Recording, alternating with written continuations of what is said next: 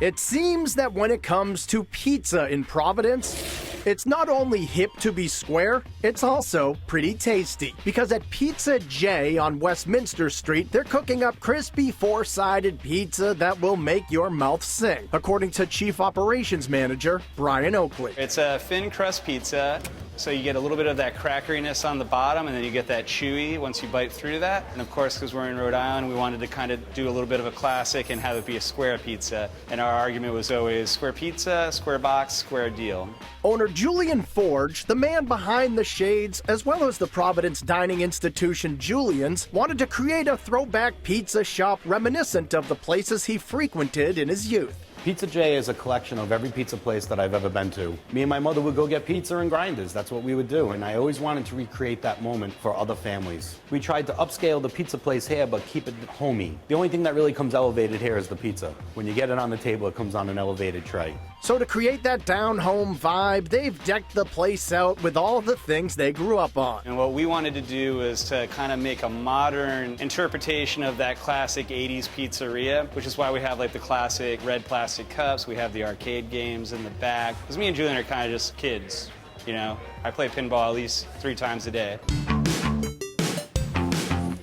And when they were designing the menu, they called upon some old cult favorites for inspiration. Take, for example, the Tony Clifton, a white pizza topped with herbed ricotta, potato, roasted red pepper, and elephant garlic, and named for their favorite Andy Kaufman character. How you doing? Or the Onlyville 2 a.m., a tribute to a famous Rhode Island late-night snack. Onlyville 2 a.m. is kind of our homage to the Onlyville system down in Onlyville. Usually after a night of going out with friends, you might end up there at 2 a.m. and get a wiener all the way, and this pizza is exactly that. It's a hot wiener pizza. So basically it gets the full treatment. It gets onion, celery salt, mustard, hot wiener sauce, and the infamous Rhode Island hot wieners put on a pizza, and it is, it's an experience. The Pale Moon Rider is both a steak bomb and a flavor bomb for your mouth, loaded up with mushrooms, onions, and shaved sirloin along with creamy ricotta. And for a play on a sausage and pepper sandwich, order the Strutter, which uses sausage made in-house. It's a red pie with house sausage, red pepper, and onion. Kind of like a pepper and sausage kind of sandwich idea, but to a pizza. And it's got a nice level of heat. It's not too overwhelming, but it's definitely a little zing.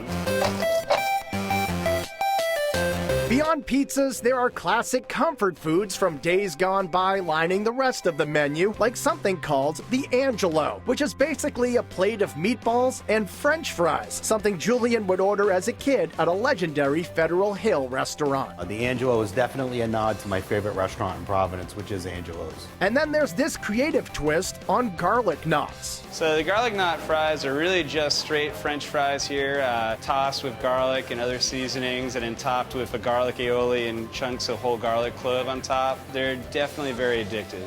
Just as addictive is the fried mozzarella, served with Julian's grandmother's sauce and made in-house so it's super fresh and ultra stringy. When you pull it apart, you get that stretch. So imagine like a very large edible accordion.